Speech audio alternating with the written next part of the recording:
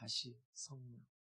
나는 여러분들이 다시 성령님과 권능의 삶을 살아낼 수 있기를 주님의 이름으로 축복합니다. 우리가 이제 오늘도 집에서 나오셨을 텐데 이렇게 나올 때 가끔 뭐 잊어버린 거 있나? 이제 이렇게 할 때가 있죠. 그래서 어떤 분은 자동차까지 갔다가 핸드폰 가질러 다시 집에도 들어오고, 또 자동차 키 가질러도 들어오고, 가스불을 켰나? 이런 생각도 하는데, 우리가 인생을 살면서 가장 제일 많이 까먹는 게 뭔지 아세요? 가장 많이 잊어버리는 거. 성령님.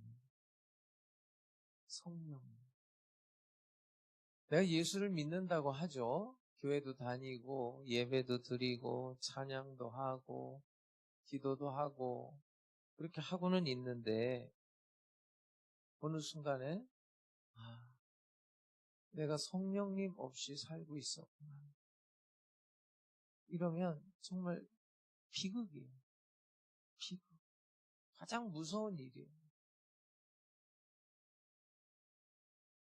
이번 주간에 이렇게 생일이라고 성도님들이 지난 주일날 웬 호강입니까? 그렇게 그냥 노래도 불러주시고 선물도 해주시고 밥도 사주시고 사실 우리 성도들 중에는 그 몇천 원짜리 김치찌개 하나 먹는 것도 이렇게 부담스럽게 생각하시는 분들도 있는데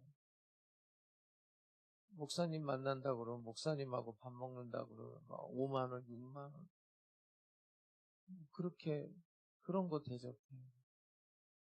너무 감사하죠. 너무 행복하고. 근데 제가 바라는 건 그런 건 아니에요. 사실. 아주 오래전에는 사실은 숫자에도 되게 관심이 많았었어요. 제가 이제 여의도 순복음교회 출신이라 얼마나 많은 사람들하고 함께 예배하고 집회하고 이랬겠어요. 근데 어느 순간 내 마음속에 정리가 됐는데 성령님과 함께하는 삶. 그거면 돼요. 그런데 만약에 내 사역에 또 오늘도 이렇게 우리가 모여서 예배를 드리는데 만약에 여기에 성령님이 함께 하시지 않는다면 그건 무섭습니다. 너무 무서운 일이에요. 여러분 내가 하나님 앞에 예배를 드리고 찬양을 하고 기도를 드리고 또 봉사도 하고 뭐 이것저것 다 하는데 그 안에 성령님이 없었다. 비극이에요. 성령님 없이 봉사하고 성령님 없이 열심히 성령은 없고 내 의지, 내 감정으로 열심히 해본들 껍데기 신앙이죠. 껍데기 신앙. 어떤 사람이 어떤 글에 이런 말을 썼더라고요. 성령이 빠진 신앙은 배터리 없는 핸드폰이래요. 겉은 멀쩡해. 근데 배터리가 없다고 생각해봐요. 이게 실행 능력이 없잖아요. 에너지가 없단 말이에요. 성령 없이 산다는 게 도대체 뭔가, 자, 말하는 거 보면 종교적이에요. 그런데 생명과 은혜가 없어요. 뭐 성경 규절을 인용하기도 하고 교회 언어를 사용하기도 하지만 그 말 속에 사랑과 진리를 담아내지 못하고 있어요. 그의 말은 판단과 교만과 비판과 분열이 들어가 있어요. 자기 생각, 자기 판단, 자기 감정, 자기 의로 말해요. 기도를 하기는 해요. 그런데 형식만 남아있는 거예요. 하나님의 뜻에 귀를 기울이지 않아요. 성령 없이 계획을 한단 말이에요. 하나님께 묻지를 않아요. 내가 생각하고 내가 계산해서 그렇게 내 인생을 살아가는 거예요. 사역을 할 때도, 직장 생활할 때도, 또 어떤 공동체의 관계 속에서 기도 안 해요. 그리고 이렇게 말합니다. 내가 볼 땐 이게 맞아. 기준이 자기의 생각, 자기의 감정, 자기 판단이에요. 그러니까 그들의 일상생활을 보면 말씀과 기도 생활이 없어요. 하루를 시작하면서 하나님께 묻기보다는 그냥 바쁘게 움직이는 거예요. 최선을 다한다고는 하는데 성령은 없어요. 신앙생활이 습관이 됐어요. 예배는 의무가 됐어요. 하나님과 나와 우리 지금 표가 뭐죠? 뭘로 연결되죠?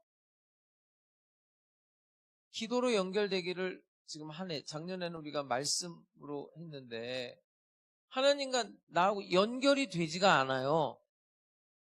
그러니까 자기의 감정에 지배를 받죠? 성령의 열매는 없죠. 말씀을 듣기는 듣죠. 근데 순종은 안 해요. 여러분, 성령 없이 산다는 거는 겉모습은 신앙인이에요. 그렇지만 하나님의 인도를 받는 삶이 아니에요. 방향도 내가 정하고 모든 결정을 내가 하고 판단하고 행동해요. 그러니까 저는 오늘 여러분과 나누고 싶은 말씀이 뭐냐. 내 삶에 성령님이 계시는 건지 아닌 건지, 지금 내 힘으로 그냥 막 버티고 있는 건지 성령님이 함께 하는 건지 여러분들이 판단해 보세요. 스스로가. 오늘 예수님께서는 오직 성령으로 살아라. 다시 성령으로 살아라. 이렇게 말씀하고 있어요. 여러분, 우리 인생을 살면서 크고 작은 사명들이 다 있죠.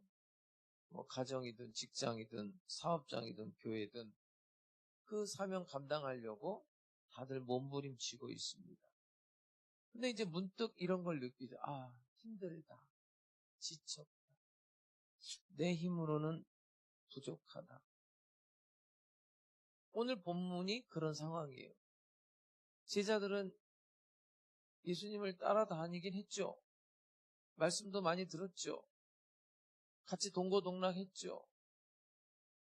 근데 예수님을 모른다고 부인하고 다 도망가 버렸어요. 이제 부활하신 예수를 만나긴 만났는데 힘들죠. 그때 예수님이 하시는 말씀, 사도행전 1장 8절을 좀 크게 한번 다 같이 읽어보세요. 시작. 오직 성령이 너희에게 임하시면 너희가 권능을 받고 예루살렘과 온 유대와 사마리아와 땅끝까지 이르러 내 증인이 되리라 하시니라. 여러분, 제자들은 예수님의 부활을 목격했지만 여전히 두려움 속에 있어요. 정치적으로, 사회적으로 너무나 불안해요. 마치 지금 대한민국의 상황과 똑같아요. 예수님은 이 사람들의 시선을 세상 권력이 아니라 하나님의 나라로, 사람의 능력이 아니라 성령의 능력으로 그 시선을 바꾸어 놓기를 원했어요. 그래서 오직 성령이 너에게 임하시면 권능을 받는 거다. 이 사람들이 다시 시작해야 되는데 그 시작을 성령으로, 성령이 임하면 권능을 받는다. 여러분, 권능이 뭡니까? 기적을 일으키는 능력이에요. 담대하게 복음을 전하는 능력이에요. 변화시키는 힘, 나를 이기는 힘, 이것이 성령의 권능이에요. 이게 시작이에요. 그 성령이 나에게 임해야 돼요. 여러분, 교회는 어떻게 탄생했느냐? 성령의 권능을 받은 자들이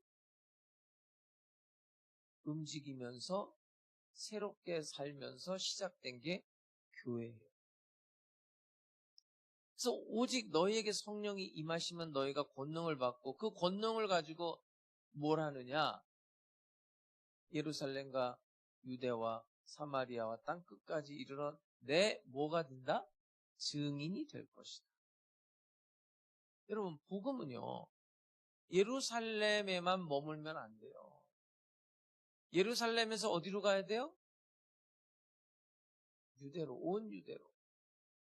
그러니까 내가 지금 있는 그곳보다 더 넓혀야 돼요. 그 다음에 어디로 가요? 사마리아는 원수같이 생각했어요. 갈등이 있는 사람들. 거기까지도 복음은 넘어가야 돼요. 그리고 어디까지? 땅끝까지. 내가 전혀 얼굴도 모르고 이름도 모르는 거기까지 가야 되는 게 복음이에요. 근데 그것은 성령이 하시는 거죠. 우리도 마찬가지죠.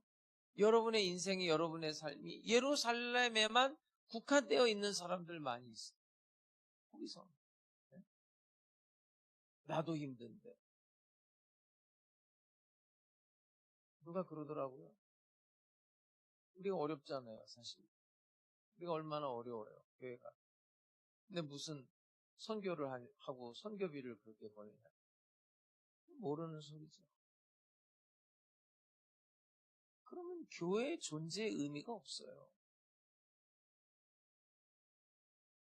교회의 존재의 의미가 없다고요, 여러분. 선교 안 하고 전도 안 하고. 뭐 하려고 여기서 모여요? 그 힘을 받고 그 힘이 솟아나기 위해서 모였다가 흩어지는 거예요. 예루살렘에만 머물면 안 돼요. 그 영역을 온 유대로 여러분의 영역이 넓어져야 돼요. 심지어 사마리아, 여러분과 갈등을 일으키고 여러분과 원수가 있는 그 사람들까지도 포함해. 여러분, 왜 원수를 사랑해야 돼요? 원수를 사랑해야 복음을 전할 거 아니에요. 사랑하지 않는데 어떻게 복음을 전해? 거기다가 땅끝까지. 여러분, 얼굴도 몰라요. 이름도 몰라요. 네? 여러분, 예수 안 믿는 사람들도 여러분 얼굴도 모르고 이름 모르는 아프리카 아이들을 위해서 전화로 한 달에 5,000원, 10,000원도 보내는데 부끄러운 일이에요. 복음은 그렇게 갇혀 있으면 안 돼요. 계속 그 영역을 넓혀야 되는 거예요. 나는 여러분들의 그 신앙생활의 영역이 무슨 어디 산속에 들어가서 여러분 혼자 나는 자연인이다. 그게 좋은 게 아니에요. 내가 볼 때 그런 사람들은 육신의 병이든 마음의 병이 있어서 그렇게 한다고 나는 보죠. 아니 자기 가족들 또 내버려 두고 혼자 가서 거기서 공기 좋은 데서 그게 무슨 의미가 있다는 거예요. 교회는 여러분 하나의 교회예요. 무슨 하남 순복음 교회, 성남 순복음 교회, 여기도 그게 다른 게 아니에요. 예수 그리스도를 머리로 하는 하나의 교회를 우리가 섬기고 있음을 믿으시기 바랍니다. 성령이 임해야 깨닫는 거예요. 성령이 역사해야 그렇게 넓어지는 거예요, 영역이. 성령으로 산다는 게 뭐냐? 여러분, 우리는 수많은 선택을 하죠. 그 선택의 기준이 내 감정이 되면 안 돼요. 내 경험이 아니에요. 어떤 분위기에 쏠려서가 아니에요. 비행기 조종사들이 이제 선생님으로부터 그 비행기 조종을 배울 거 아니에요. 우리 자동차 이렇게 배우듯이 하나 배우는데 이 비행 조종사에게 가장 중요한 점이 뭐냐? 이렇게 가르친대요. 이거는 꼭 명심해야 된다. 너 죽고 사는 거랑 관계 있다. 이렇게 비행 조정을 하다 보면 그 하늘에 올라가면 갑자기 비행기가 떨어지기도 하고 뒤집어지기도 하고 기울어지기도 하고 이런데요. 그럴 때 자기 느낌이 있대요. 조종사. 이상하다. 뭔가 오른쪽으로 이렇게 가는 것 같다. 기울어지는 것 같다. 심지어는 이게 밑으로 내려가네. 그런 자기 느낌이 있는데 뭐라고 가리키냐면 꼭 명심해라. 네 느낌을 믿지 말고 뭘 믿어라? 계기판을 믿어라. 어떤 상황에서도 네 느낌을 믿지 말고 뭘 믿어라? 계기판. 그래서 그 계기판을 보고 자기가 생각할 때는 지금 내려가는 것 같아서 이러다가는 죽을 것 같아서 거꾸로 올리잖아요. 그게 내려가는 거예요. 그래서 많이 죽는 거예요. 자기 느낌 때문에. 여러분, 우리는 성령이 기준이 돼요. 오직 성령님만 따라서 살아요. 그래야 육체의 욕망을 이루지 않는 거예요. 그래야 세상의 흐름에 휩싸이지 않는 거예요. 오직 성령의 인도하심과 다스림. 성경 한 구절 볼게요. 갈라디아서 5장 16절 좀 크게 읽어보세요. 시작. 내가 이르노니 너희는 성령을 따라 행하라. 그리하면 육체의 욕심을 이루지 아니하리라. 우리는 뭐만 따라가는 거예요? 성령을 따라 행하는 거예요. 이게 무슨 도덕적으로 살라는 명령이 아니라 방향의 전환을 요구하고 있는 거예요. 내 중심으로 사는 게 아니라 성령님 중심으로 계속해서 그쪽으로 걸어가는 거예요. 성령이 중심이 되는. 성령이 인도할 때 민감하게 반응을 해야 돼요. 뭘 하라고요? 반응을 보여요. 전화할 때 여러분 어떻게 전화하세요? 이렇게 상대방이 말하면은 중간중간에 네 그렇게 해요? 아니면 가지 듣고 있어요? 예?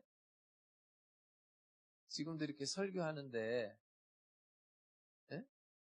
어떤 사람은 고개도 끄덕이기도 하고 어떤 사람은 아멘도 하고 근데 어떤 사람은 눈만 감고 있어 그냥. 응? 그러면 여러분들이 그냥 설교자라고 생각해요. 어떨 것 같아요? 네?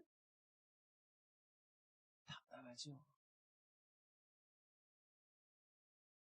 성령님이 얼마나 답답하실까?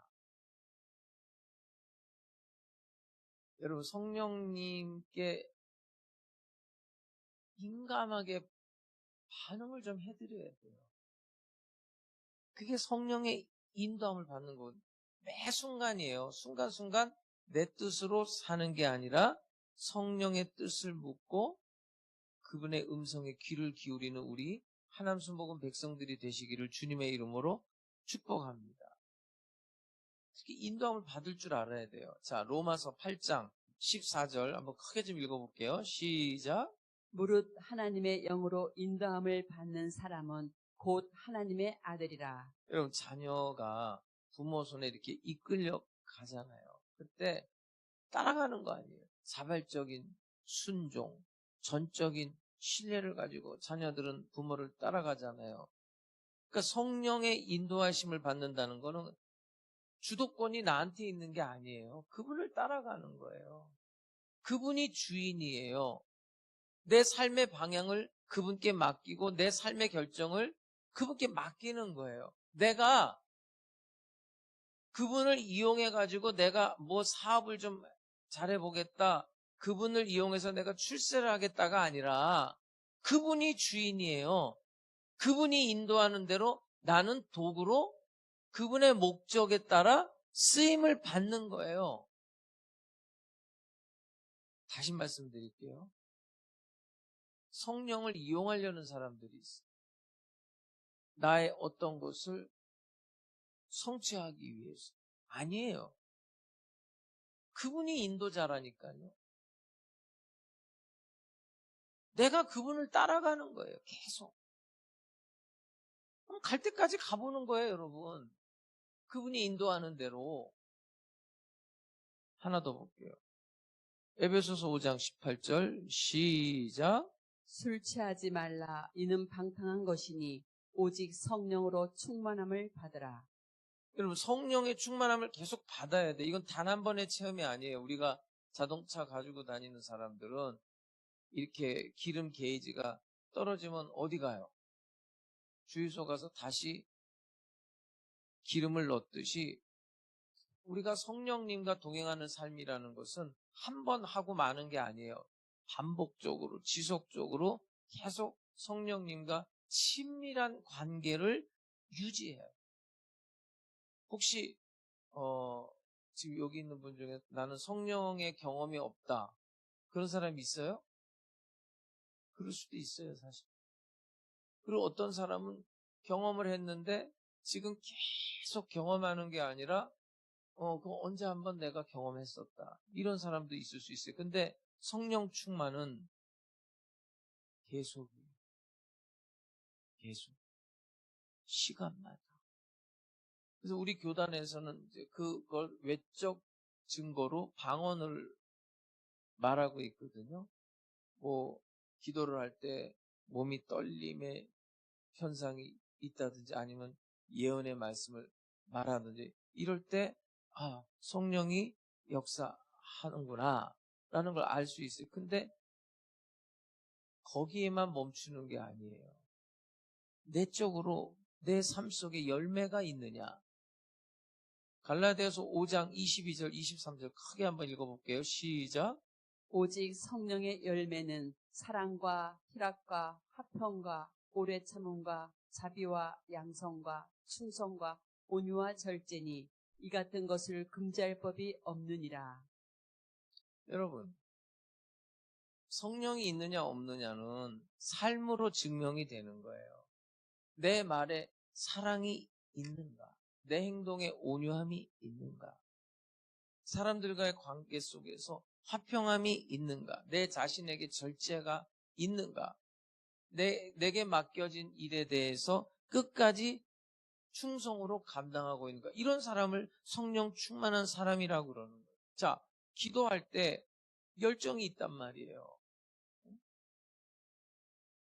근데 그것만이 아니에요. 삶 가운데, 일상 가운데 성품으로 나타나요.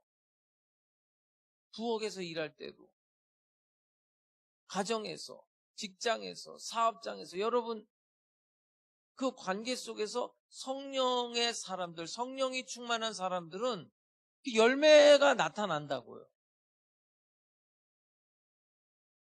장로님도 아니에요. 집사님인데 아주 신실한 분이에요. 이분은 방언도 못해.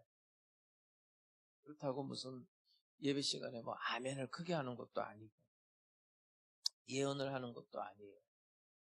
근데 이 집사님이 자기 다니는 회사에서 별명이 뭐냐면 예수 믿는 사람, 또 성령 충만한 사람, 이런 별명이 있는 거예요. 왜 그러냐면 이 사람은 늘 말에 조심을 해요. 또 누가 실수를 했을 때 덮어주고 감싸주고 또 다른 사람들이 좀 꺼려하는 일들을 도맡아서 해요. 그러던 어느 날이에요. 이 부서 내에서 억울하게 이제 오해를 받게 돼요. 부설에 오른 거예요.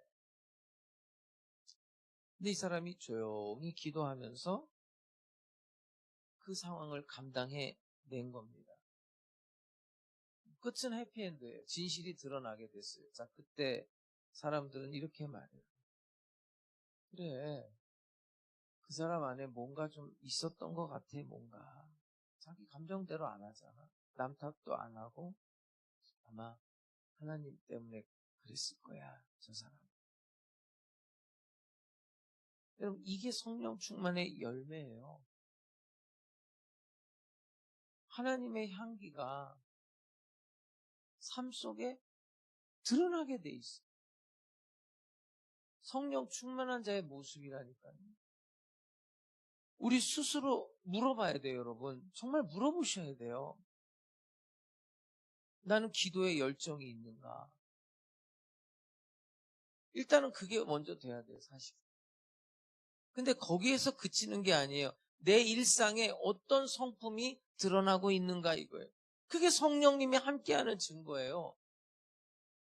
여러분 착각하면 안 돼요. 야고보서에 이런 말이 있잖아요.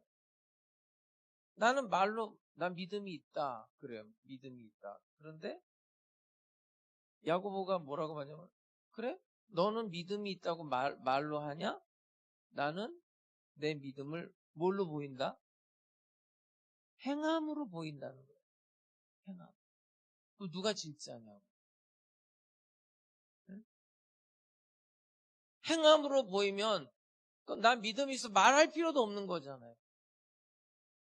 말을 안 해도 믿음을 보이는 거 아니에요. 근데 난 믿음이 있어 그건 말만 하는 거죠. 물론 있을 수도 있어요. 일상의 생활까지 그게 드러날 수밖에 없어요. 성령께서 나와 함께하는 증거가 내 말 속에 내 행동 속에 드러나고 있는가 이거예요. 아니면 나는 그냥 내 감정대로 살고 있는가? 그냥 내 생각대로 살고 있는가? 이거를 점검해야 돼요. 오늘 아까 읽었던 성경 구절을 다시 한 번씩 크게 읽어볼게요. 순서대로. 자, 말씀을 읽으면서 잘 생각해 보세요. 갈라디아서 5장 16절부터 시작. 내가 이르노니 너희는 성령을 따라 행하라. 그리하면 육체의 욕심을 이루지 아니하리라. 8장 14절 시작. 무릇 하나님의 영으로 인도함을 받는 사람은 곧 하나님의 아들이라. 에베소서 5장 18절 시작. 술 취하지 말라. 이는 방탕한 것이니 오직 성령으로 충만함을 받으라. 갈라디아서 5장 22절 23절 시작. 오직 성령의 열매는 사랑과 희락과 화평과 오래 참음과 자비와 양성과 충성과 온유와 절제니 이 같은 것을 금지할 법이 없느니라. 자, 보세요. 자, 믿음이 진짜냐 가짜냐 이걸 어떻게 아냔 말이에요. 어떻게 알아요? 열매로 알 수 있다는 거예요. 자, 성령 없이 살면은 비난의 말을 쏟아내고 짜증과 교만과 자기중심이 그 사람한테서 드러나게 돼 있어요. 계산적이고 외부 환경에 민감하게 돌아가고 무너져요.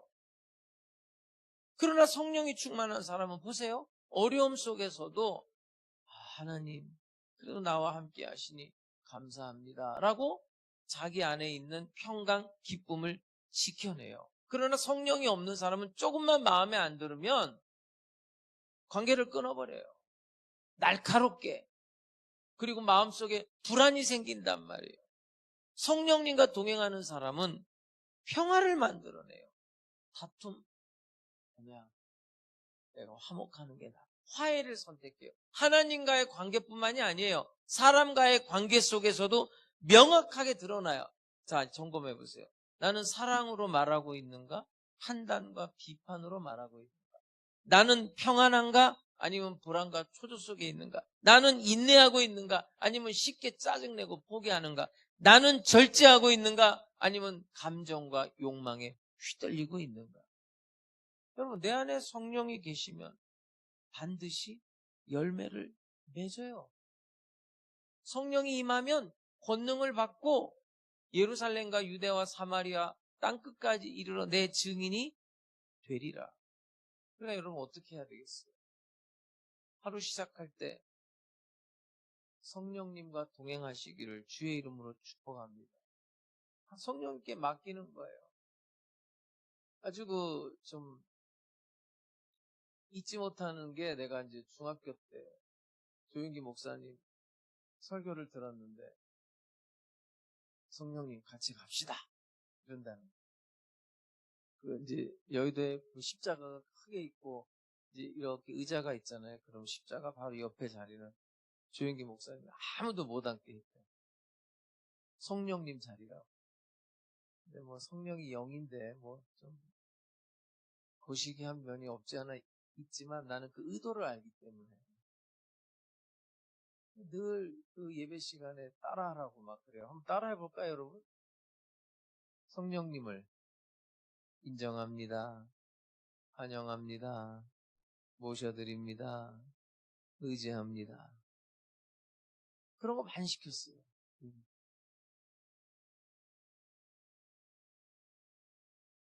그러니까 하루를 시작할 때 눈 뜨면서부터 성령님과 동행하면서 맡기는 거예요. 내가 뭘 선택하기 전에 성령님께 물어보는 거. 이런 사람도 봤어요. 짜장면집에 가서 자기는 성령님께 물었대. 성령님, 짜장면을 먹을까요? 짬뽕을 먹을까요? 좀 이상하게 들릴지 모르지만 여러분, 그 사람이 그것만 묻겠어요, 성령님한테? 잘 생각해보세요. 내가 어떤 선택, 어떤 결단을 할 때 성령님께 묻는가? 또 성령이 감동을 줄 때 즉시 순종해야 돼요. 그때 순종하지 못하면 못해요. 분명히 감동을 주거든요. 그러면 어떻게 하라고요? 즉시 순종해야 돼요. 그게 성령님과 동행하는 삶이에요. 매일 말씀과 기도를 통해서 누구하고 연결이 되는 거예요? 성령님과 하나님과 연결이 돼. 성령은 없어요. 그냥 신앙생활 흉내만 내는 사람 있어요, 없어요? 많다니까요.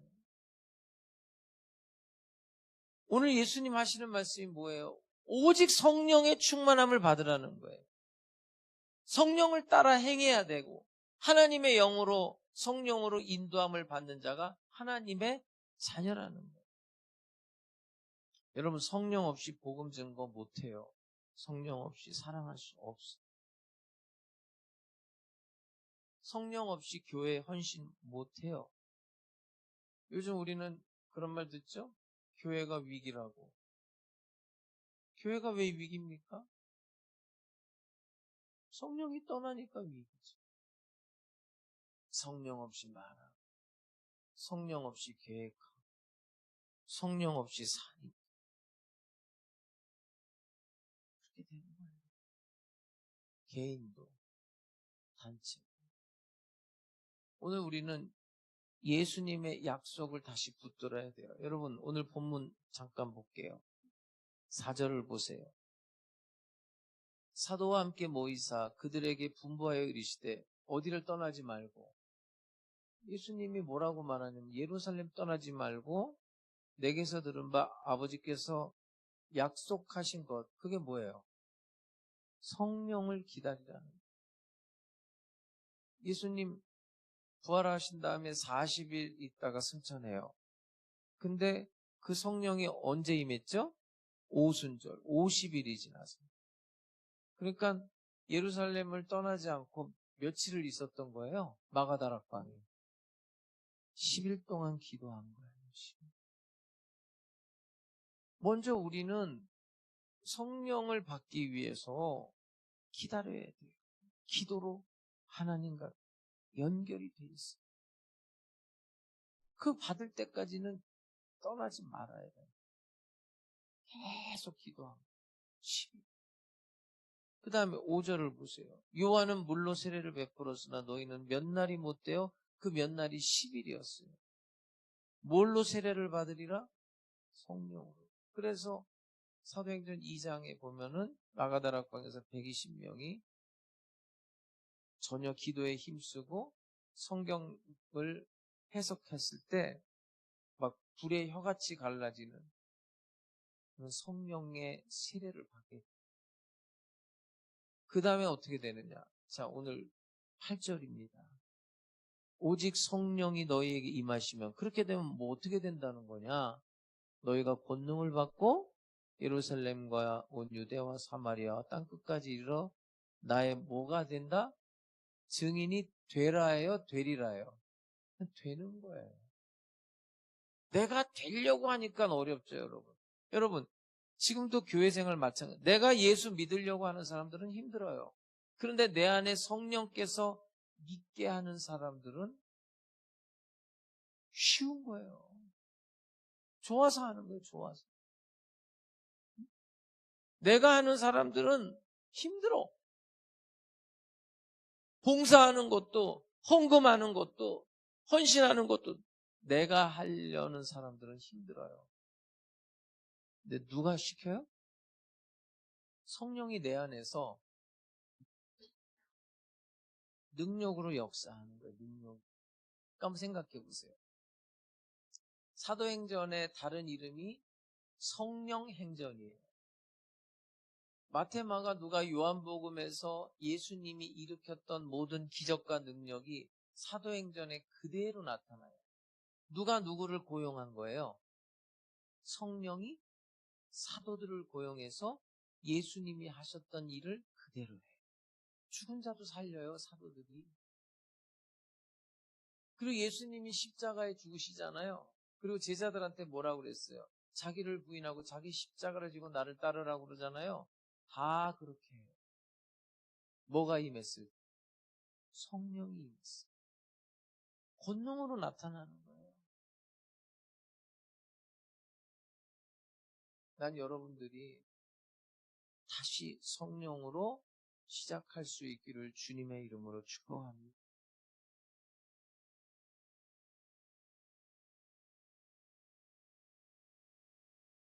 금요일 날 나와서 얼마나 뜨겁게 기도해요. 왜 안 나옵니까?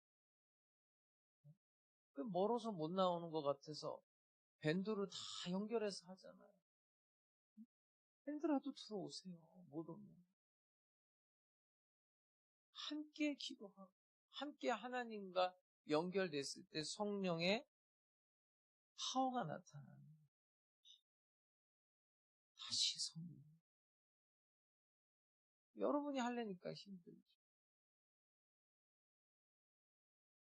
여러분이 교회 나오려고 그러면 힘들어요. 성령이 역사하고 능력으로 나타날 때 신나서 오는 거예요. 얼굴 한번 봐봐. 옆에 사람 얼굴. 성령이 있나 없나. 한번 봐봐요. 얼굴 좀.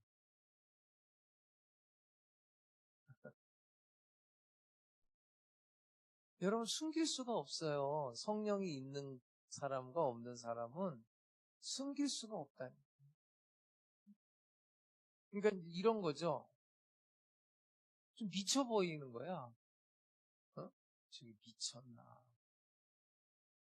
그런 소리를 듣게 돼 있어요. 근데 그분이 인도하니까 그렇게 되는 거예요. 아니면 죽기까지 순종하잖아요. 죽기까지. 여러분, 우리의 그 이성으로 하나님을 만날 수 있다고 생각하면 그건 진짜 지능이 모자란 사람이에요. 하나님의 성령이 하나님께로 인도하는 거예요. 내 이성이 하나님을 만나는 게 아니에요. 우리 오순절 이 순복음 교단은 이제 내일 총회를 시작해서 리스프릿, 다시 성령이에요. 우리 주제가. 그렇게 우리가 총회장 목사님하고 기도하면서 정했어요. 우리 교단은 성령 교단이거든요, 사실은.